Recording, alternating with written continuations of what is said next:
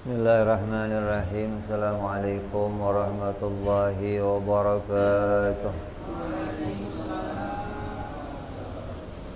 Al-Fatihah ila ruhi sayyidina habibina wa syafi'ina Rasulillah sayyidina Muhammad ibn Abdullah sallallahu alaihi wa ala alihi wa ashabihi wa azwajihi wa dhurriyyatihi la ya'ni darajatihim fil jannah wa yanfa'una bi asrarihim wa anwarihim wa ulumihim wa nafahatihim wa barakatihim fid dini wal dunya wal akhirah.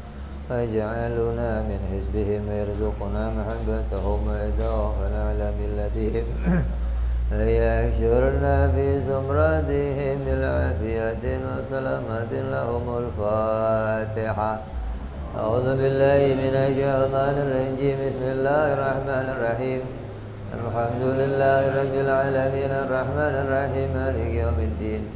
إياك نعبد وإياك نستعين اهدنا الصراط المستقيم صراط الذين أنعمت عليهم غير المغضوب عليهم ولا الضالين آمين. بسم الله الرحمن الرحيم. نويت تعلما وتعليما وتذكرا وتذكيرا والنفع والانتفاع والإفادة والاستفادة والحث على التمسك بكتاب الله سنة رسول الله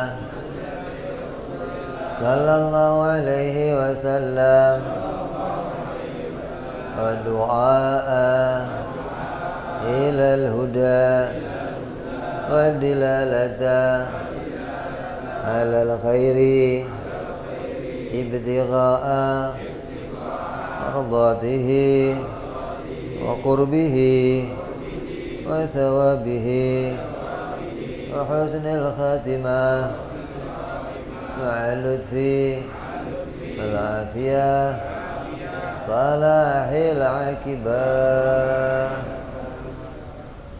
Bismillahirrahmanirrahim. Alhamdulillah rabbil alamin. Salatu wassalamu ala asyrafil anbiya'i wal mursalin Sayyidina habibina wa syafi'ina wa maulana Muhammadin sallallahu alaihi wa ala alihi wa sahbihi ajma'in. Amma ba'du. Qala musanniful kitab Hadratul Syekh Imam Ahmad ibn Atha'illah Sakandari rahimahullah wa nafa'ana bihi wa bi'ulumihi fid darain. Summa ila syahibu syarha ke Saleh bin Umar Darat rahimahullah ونفعنا بهما وبعلومهما في الدارين. اللهم افتح قلوبنا فتوح العارفين وبحكمتك وانصر علينا برحمتك يا أرحم الراحمين. إلى أن قال, sampai hikmah yang ke-135.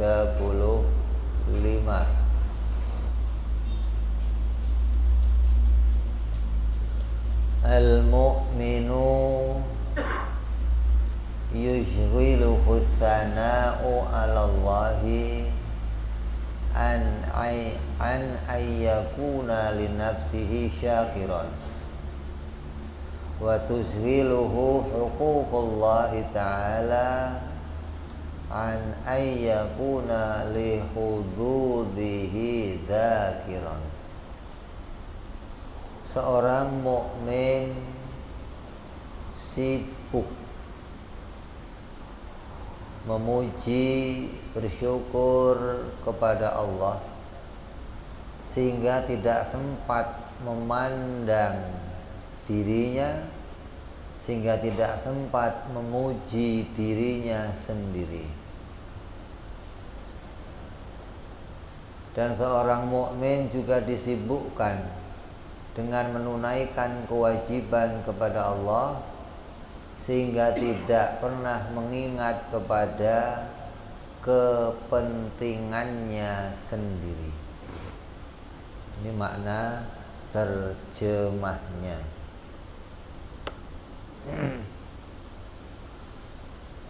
Maksudnya orang beriman di situ adalah orang yang sempurna imannya. Adalah orang yang mengetahui bahwa segala yang muncul dari dirinya berupa ibadah, sholat, puasa, hajinya, umrohnya, zakatnya, ngajinya, sedekahnya, maka itu semua adalah murni dari taufik dan pertolongan Allah. Itulah mukmin yang sempurna imannya.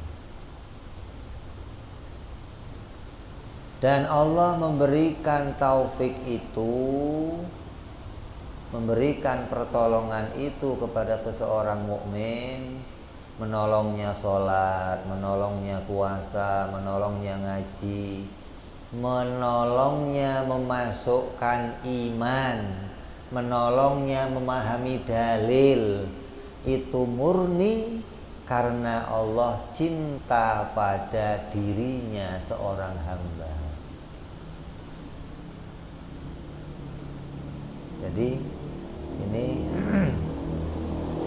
karena kecintaan Allah pada seorang hamba, maka Allah menolong hamba itu, memberikan taufik kepadanya untuk mudah melakukan ibadah, melakukan ketaatan, melakukan aktivitas penghambaan kepada Allah.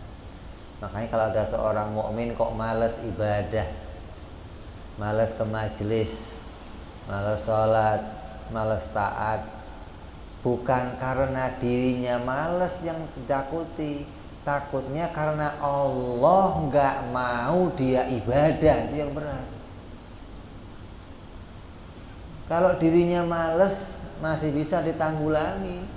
Lah kalau Allah yang nggak cinta lagi sama dia, Allah yang enggak memberikan taufik kepada dia, apa enggak bahaya? Na'udzubillahi min dzalik. Maka karena itulah seorang mukmin yang sempurna tahu bahwa semua hasil ibadahnya itu enggak muncul sendiri dari dirinya, tapi itu dimunculkan atas pertolongannya Allah subhanahu wa ta'ala. Maka kalau kamu gak ngaji tauhid, ya gak bisa sampai memahami ini. Makanya orang ngaji tasawuf itu adalah orang yang didasari sudah ngaji tauhid duluan, baru bisa sampai pada makna segala yang muncul dari dirinya itu dimunculkan oleh Allah subhanahu wa ta'ala, hingga dia nggak melihat lagi dirinya sendiri yang memunculkan semua aktivitas ibadah. Lalu yang perlu dilakukan seorang hamba sekarang apa? Yang perlu dilakukan seorang hamba adalah bagaimana mendapatkan cinta dari Allah subhanahu wa ta'ala. Itu yang penting. Gimana Allah bisa mencintai dirinya, gimana dia bisa mendapatkan alamat, punya alamat kalau dirinya itu orang yang dicintai oleh Allah subhanahu wa ta'ala. Kita nggak ibadah nih, kita nggak ngelakuin taat, kita nggak ke majelis taklim, apakah Allah cinta sama saya atau benci sama saya? Nah, kita pengen tahu alamatnya apa sih, agar saya bisa tahu kalau saya itu bagian orang-orang yang bisa mendapatkan cinta dari Allah subhanahu wa ta'ala. Dengan cinta itu saya akan bisa mendapatkan taufiknya Allah. hidayahnya Allah, inayahnya Allah, hingga mudah bagi saya untuk taat, untuk beramal, dan sampai kepada untuk bisa selamat dunia dan akhirat. Maka ulama mengatakan yang pertama, orang yang dicintai oleh Allah alamatnya adalah selalu dalam keadaan bertaubat.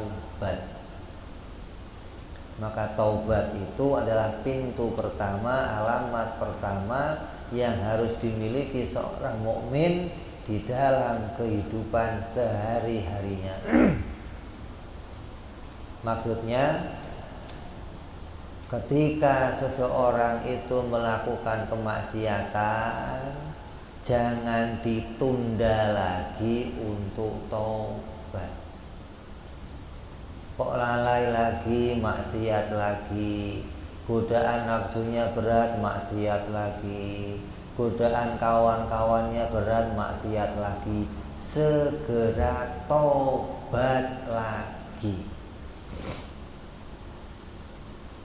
Jangan menunda untuk taubat, jangan menunda-nunda untuk minta ampun kepada Allah. Akui salah, akui kita berdosa. Orang yang masih suka maksiat, suka pada minuman keras, suka pada yang lain, akuin saya yang maksiat ya Allah, ampuni ya Allah, belum bisa mengendalikan nafsu ya Allah. Terus jangan pernah males, jangan pernah bosan untuk bertobat ketika melakukan kemaksiatan. Maka orang yang suka menunda taubat itu adalah orang yang dibenci oleh Allah.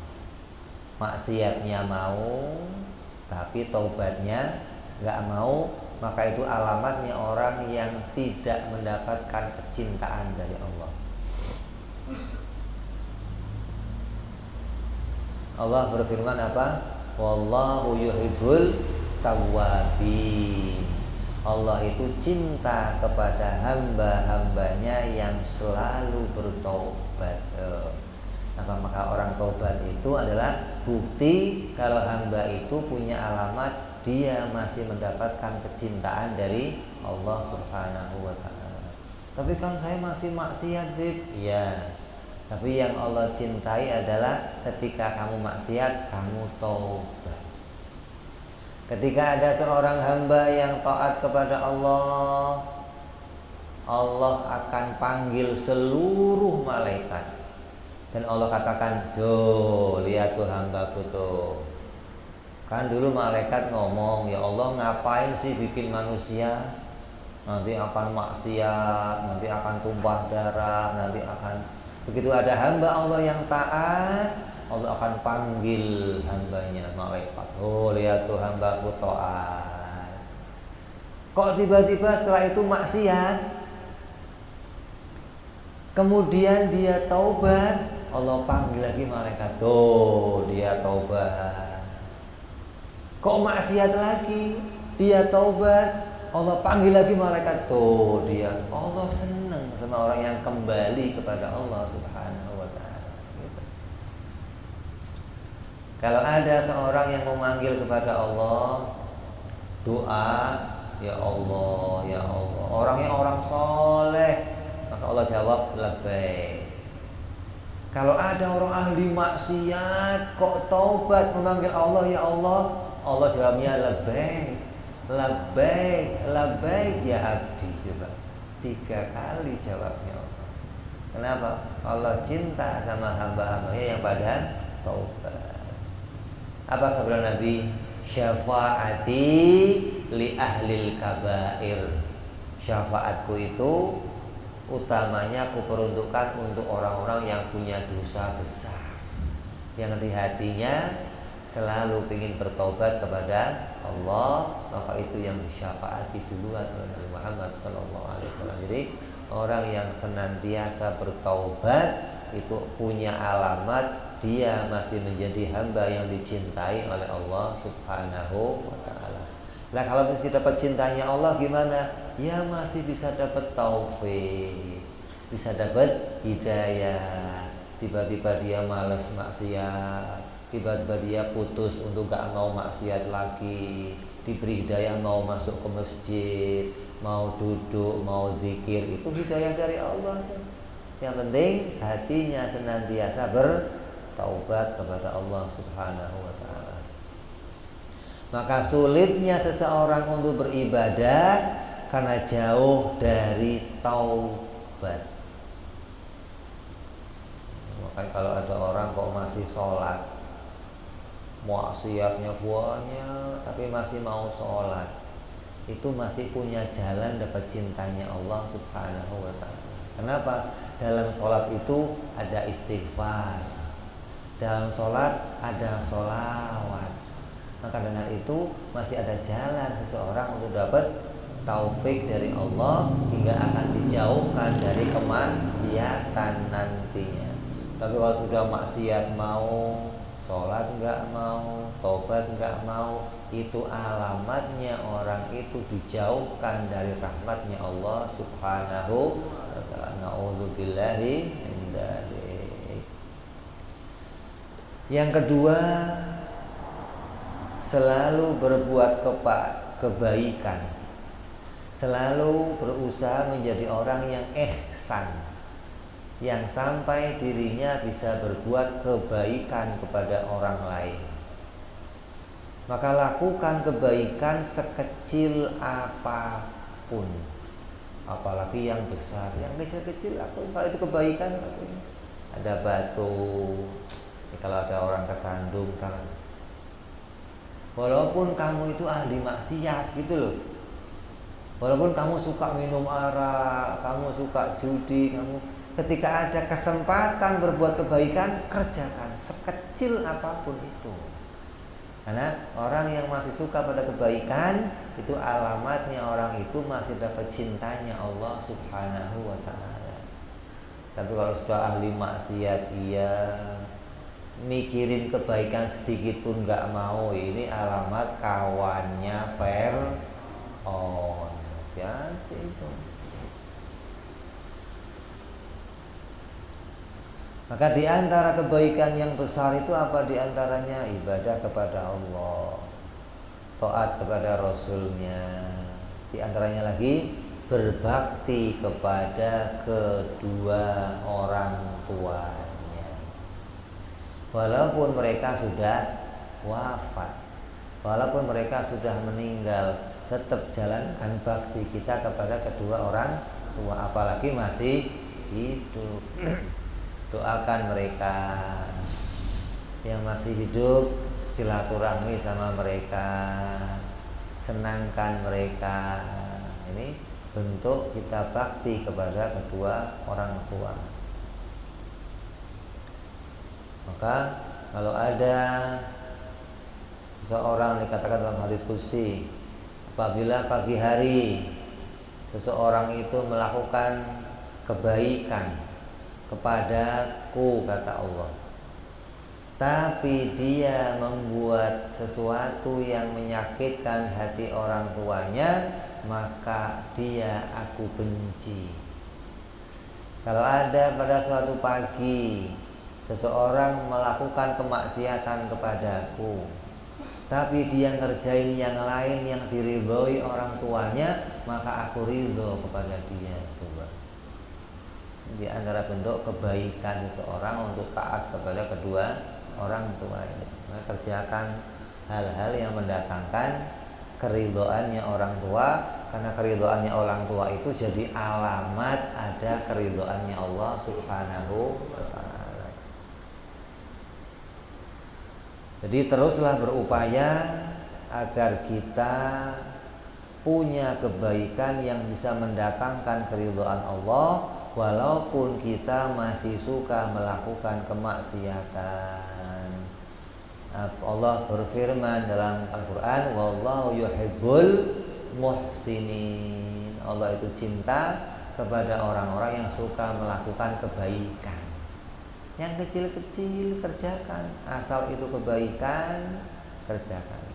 Walaupun di sisi lain kita masih ahli ngelakuin maksiat, tapi jangan tinggalkan. Apabila ada kesempatan berbuat baik, tetap itu kita kerjakan. Orang yang demikian masih punya alamat kalau dia bisa mendatangkan cintanya Allah Subhanahu wa ta'ala.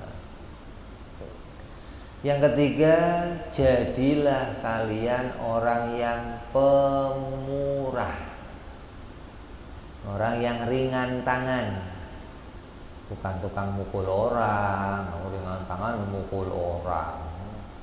Ringan tangan itu mudah menolong orang lain.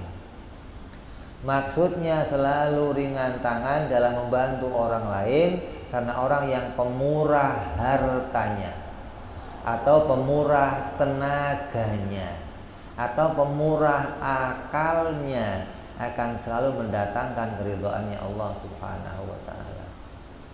Murah hartanya itu kalau ada orang butuh, bantu. Ada orang sudah nyadongin tangan kepada kamu, jangan ditolak walaupun sedikit, kasih. Maka orang yang masih demikian akan selalu dapat pertolongan Allah. Kok saya nggak punya harta, ada yang butuh tenaga, bantu tenaga kamu. Ada orang yang minta tolong ini, kamu nggak punya harta, tenaganya bisa, tenaga kamu bantu. Kok harta nggak bisa, tenaga nggak bisa, pikiran bisa, kamu kasih jalan keluar. Jangan begitu, begini caranya, gini caranya, gini caranya. Selalu berusaha menjadi orang yang pemurah. Nggak pakai pamrih, jangan wani piro. Nah, ini yang berat, dikit-dikit wani piro. Maka orang yang selalu pemurah, baik harta, tenaga, pikirannya, maka dia akan jadi orang yang masih bisa mendatangkan keridhaannya Allah, walaupun kamu masih banyak ngelakuin kemaksiatan. Kalau ada kamu lihat orang yang ahli maksiat, tapi dia pemurah, jangan kamu ganggu orang itu. Jangan kamu apa-apain. Kenapa? Allah akan mendatangkan pertolongan untuk dirinya nanti. Kenapa? Karena pemurahnya tadi, hal yang dicintai oleh Allah Subhanahu wa ta'ala. Jangankan Allah, manusia itu senang kalau lihat orang yang pemurah. Coba kamu dulu kenal si Pitung, jahat sana, tapi senangnya rakyat senang dilindungi, nggak apa-apa. Kenapa? Ada kebaikan. Walaupun dia jahatnya sama orang jahat, nggak pernah menjahati orang yang baik, tapi tetap ngelakuin kejahatan walaupun sama orang jahat. Tapi ketika ada sisi kebaikannya, orang tetap suka sama dia. Manusia itu gampang nundukinnya. Kalau kamu di tengah-tengah masyarakat sudah dicap jelek, nama kamu cacat, nama kamu rusak, kok kamu datang cepek, semua wah, nggak ada jeleknya lagi, nggak ada. Gampang orang mau. Maka orang yang masih suka, orang yang bisa jadi pemurah, baik hartanya, tenaganya, pikirannya, maka orang itu bisa mendatangkan keridhaannya Allah Subhanahu wa ta'ala. Yang keempat, selalulah berusaha dalam keadaan suci. Maksudnya selalu bersuci dari segala hadas. Kalau kencing, cebok, jangan biasakan kopet. Ceboknya nanti aja, kayak supir ngacar di jalan, mau jalan, mepet tembok jalan. Jangan. Biasakan bersuci walaupun nggak wudhu, apalagi selalu punya wudhu, istimewa. Walaupun nggak berwudhu, usahakan selalu bersuci. Orang kencing itu Kalau dulu kan alat bersuci itu yang pertama batu, terus air. Sekarang gampang, kamu tinggal ngantongin tisu. Tisu itu alat bersuci. Nggak usah cari tembok, di stasiun tembok nggak usah. Wah, akhirnya bengkak semua loh. Kalau kemana-mana, di mobil, di mana, siapin tisu. Ketika tengah jalan kok nggak kuat, berhenti, ada tisu. Tisu itu sama hukumnya dengan air. Setelah kamu pakai tisu, sholat nggak apa-apa, sah, walaupun nggak usah dikasih air, hukumnya sama. Gitu loh. Ini kalau kamu nggak bisa bawa batu, sekarang repot. Cari batu, batunya batu koral. Pakai tisu. Sehingga jangan sampai keadaan kita jangan sampai biasakan diri kita dalam keadaan belum berhadas, kecil maupun besar. Dulu orang sholat orang bersuci pakai batu dianggap orang kafir, jorok. Masa bersuci pakainya batu, nggak pakai air. Sekarang itu hal yang terhormat. Kamu lihat di hotel-hotel bintang 8 ada, 9 ada, berapa? 7 doang. Bintang 7, 5. Itu semuanya nggak ada air. Toiletnya pakainya tisu. Kenapa? Terhormat sekarang. Toilet kering, nggak ada air. Itu zaman Nabi udah terjadi. Nabi udah ngajarin pakainya batu, hukumnya sama. Jadi jangan dianggap pakai tisu itu, oh kalau pakai tisu nggak puas, terus pakai air lagi, nggak ngerti fikih berarti. Hukum fikihnya sama, bersuci pakai air, bersuci pakai tisu. Ya, kalau kemana-mana cukup bawa tisu bersuci. Apalagi kamu bisa sampai berwudu, nggak putus wudu, batal wudu lagi, batal wudu lagi. Maka ini alamat mendatangkan kecintaannya Allah Subhanahu wa ta'ala. Nabi pernah berjalan di antara 2 kuburan. Nabi katakan, yang di dalam kubur ini orangnya sedang disiksa. Kenapa ya Nabi? Kalau kencing nggak cebok. Orang kencing nggak cebok itu bisa jadi alamat mendapat siksanya Allah Subhanahu wa ta'ala. Terus yang kelima, selalulah jadi orang yang suka pada ilmu pengetahuan. Seneng ngaji, apa aja. Asal ada pengajian duduk dengerin, pengajian duduk dengerin. Jangan fanatik, ngaji apa aja.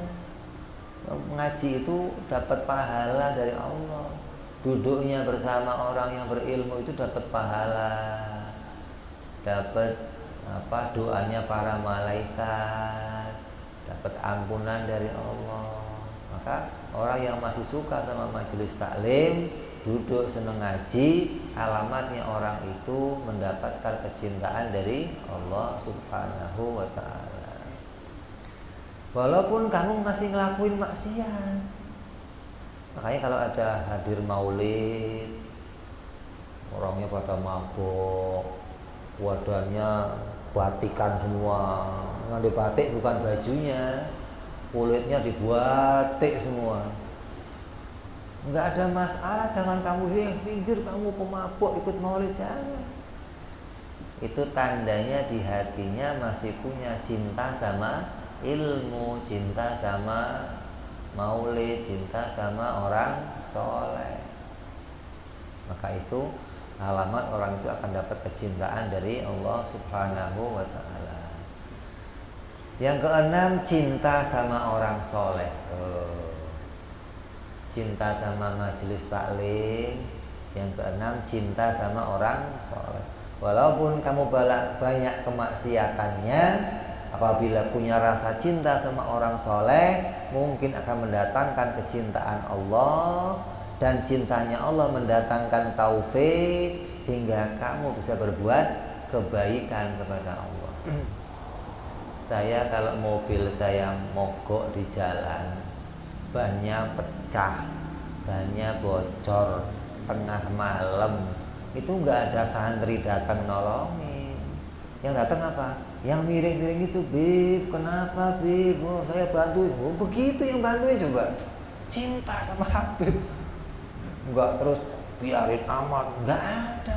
Mereka walaupun di pojok-pojok, di gang-gang perapatan, ketika lihat ada ulama begitu, dia datang bantuin. Sini Bib, sampai miring-miring. Gue bilang, saya yang sehat aja nggak kuat, apalagi kamu yang begitu. Biarin Bib sini.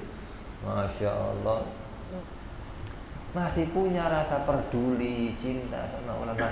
Ini alamat dia bisa mendapatkan taufik dari Allah Subhanahu wa ta'ala. Kan nggak mungkin santri mau nongkrong di pinggir jalan, kalau ada Habib banyak bocor tolongin, nggak ada santri begitu. Yang nongkrong di pinggir jalan siapa? Ya mereka-mereka itu. Makanya jangan kamu kecilkan mereka.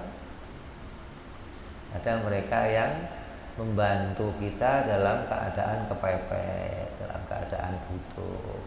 Maka mereka itulah orang-orang yang masih cinta sama ulama. Alamatnya mereka akan bisa dapat taufik dari Allah Subhanahu wa ta'ala. Maka selalu lakukanlah hal-hal tersebut, dan pada akhirnya Allah jugalah yang akan mendatangkan taufik dan kebaikan pada diri kita. Walaupun kamu sudah ngerjain itu semua, tetap ini adalah pilihannya Allah. Allah yang memilih mana hambanya yang akan dicintai, diberi taufik, diberi hidayah hingga mendapat kebaikan. Allah jugalah yang punya pilihan. Allah itu yang nggak bisa kamu rayu, nggak bisa. Kenapa? Karena itu murni pilihannya Allah sendiri. Tapi kalau kita mengerjakan alamat itu, ya mudah-mudahan kita tergolong orang-orang yang bisa mendapatkan cinta dari Allah Subhanahu wa ta'ala. Maka orang yang beriman itu tidak pernah bisa melihat, orang yang imannya sempurna itu tidak melihat bahwa dirinya bisa melakukan kebaikan, karena dia tahu bahwa segala kebaikan itu datang dari pertolongannya Allah. Ini orang yang imannya sempurna.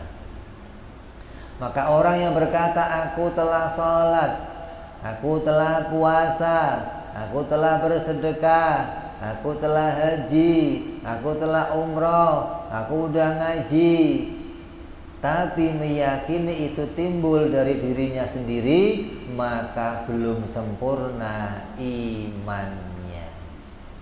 Karena dia nggak bisa memandang kepada Allah, baru melihat kebaikan muncul dari dirinya sendiri. Karena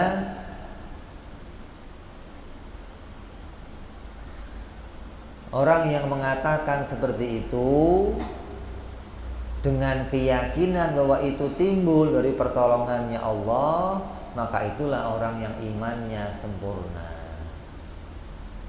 Saya sholat atas pertolongan Allah, saya puasa atas pertolongan Allah. Makanya kalau ada orang, saya suka ngomong, ngaji tauhid itu hatamnya kapan, Bib? Ngaji tauhid hatamnya kalau sudah nggak bisa sholat. Kalau sudah nggak bisa sholat baru hatam. Kalau masih bisa sholat, ya ngaji lagi. Nggak bisa sholat itu bukan nggak sholat. Nggak bisa sholat maksudnya sudah tidak melihat sholat itu dari dirinya. Tapi sholat itu didatangkan atas pertolongan Allah. Maka orang yang sudah bisa melihat begitu, hatam tauhid, sudah bisa melihat kebaikan Allah. Kalau masih melihat kebaikan muncul dari dirinya, ngaji lagi loh. Ya, jadi ngaji tauhid sampai kapan? Sampai nggak bisa. Dari bisa sholat sampai nggak bisa, jangan dibalik. Kalau ngaji fikih dari nggak bisa sholat sampai bisa sholat. Ngaji fikih itu. Kalau ngaji tauhid dari bisa sholat, ngaji tauhid nih, dari bisa sholat sampai nggak bisa baru hatam tauhidnya gitu.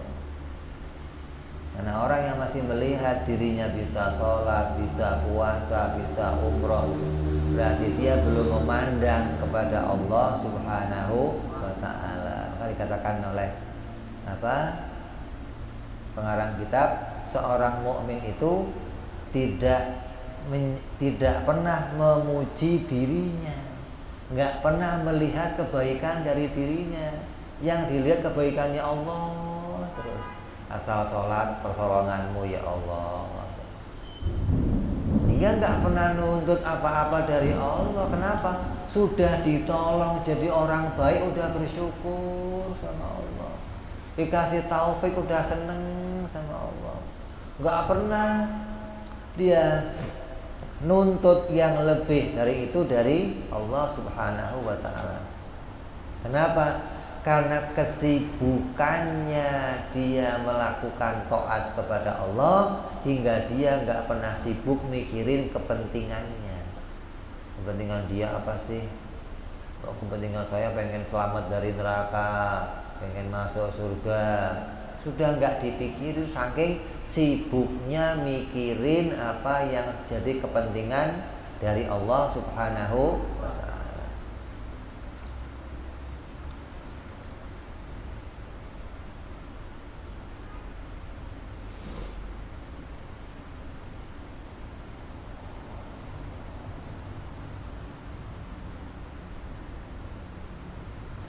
Karena orang yang tidak menyadari kebaikan itu datang dari Allah, dikhawatirkan muncul ujub pada dirinya, muncul sombong pada dirinya, muncul congkak pada dirinya.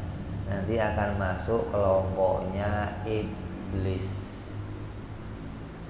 Dan itulah yang merusak segala macam ibadah yang dia kerjakan. Dikatakan apa? Tidak akan masuk neraka orang yang ada dalam hatinya sekecil apapun dari ujub, dari sombong. Tapi kalau sudah dia nggak bisa melihat kebaikan dari dirinya, saya nggak bisa sholat, saya atas pertolongannya Allah. Berarti dia nggak melihat kebaikan dirinya, apa yang mau disombongkan? Wong saya nggak punya kebaikan, saya nggak bisa ngelakuin apa-apa. Itu kamu begini, itu atas pertolongan Allah. Perkataan itu murni muncul dari pengetahuannya gitu loh. Perkataan itu bukan ikut-ikut katanya orang lain. Perkataan itu disadari bahwa saya memang nggak bisa berbuat apa-apa.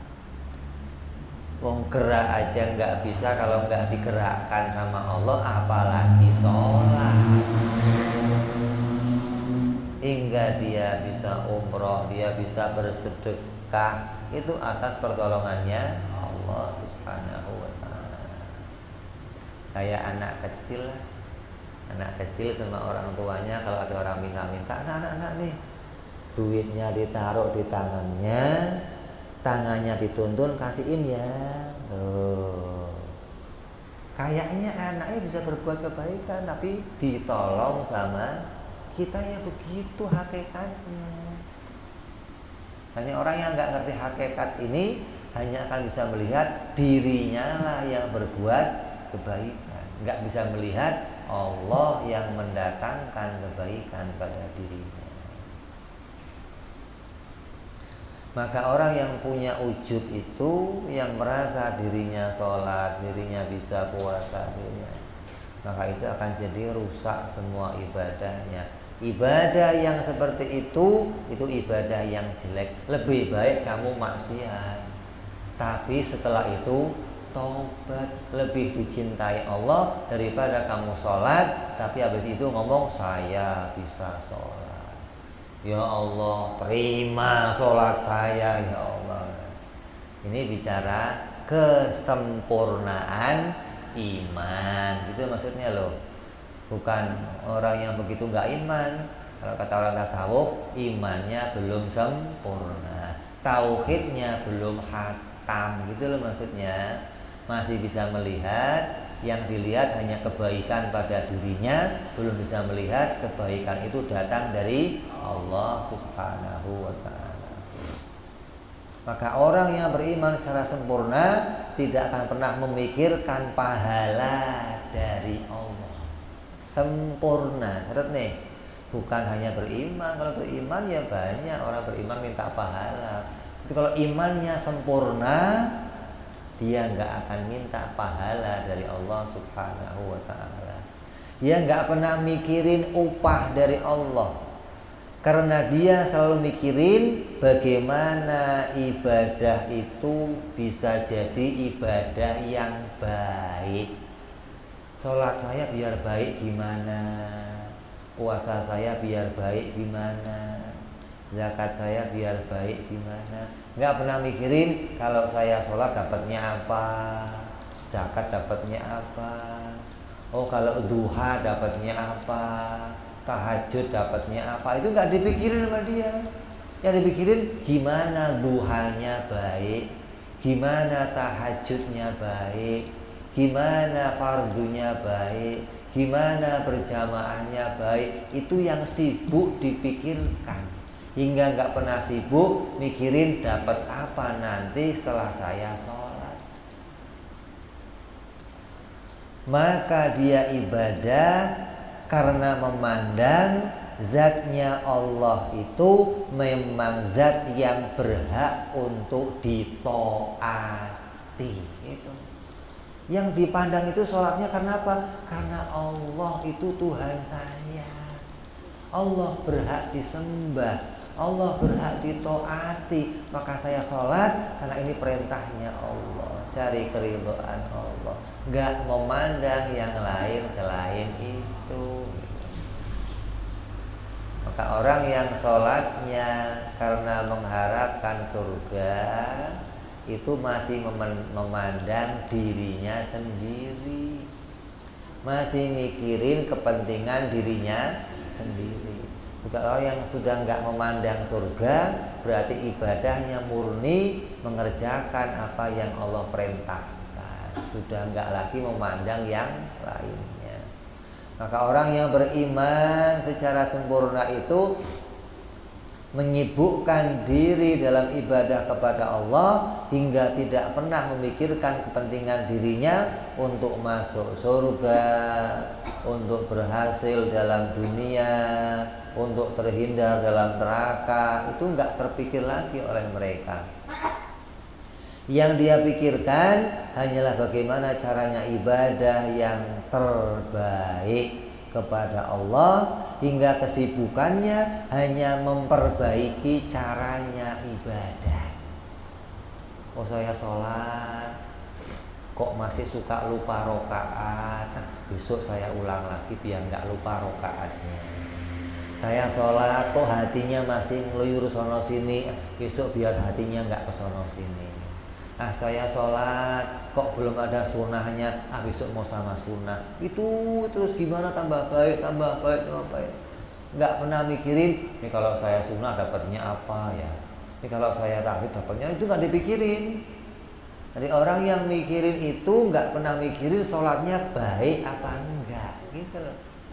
Orang yang mikirin sholatnya baik apa enggak, nanti nggak pernah mikirin dapat apa dari sholat. Yang dipikirin sholatnya bener enggak, khusyuk enggak, ketemu Allah enggak waktu sholat, ngadep Allah enggak waktu sholat, diridhoi Allah enggak sholat saya. Itu yang dipikirin. Hingga kesibukannya adalah memperbaiki caranya ibadah kepada Allah hingga punya kualitas yang baik.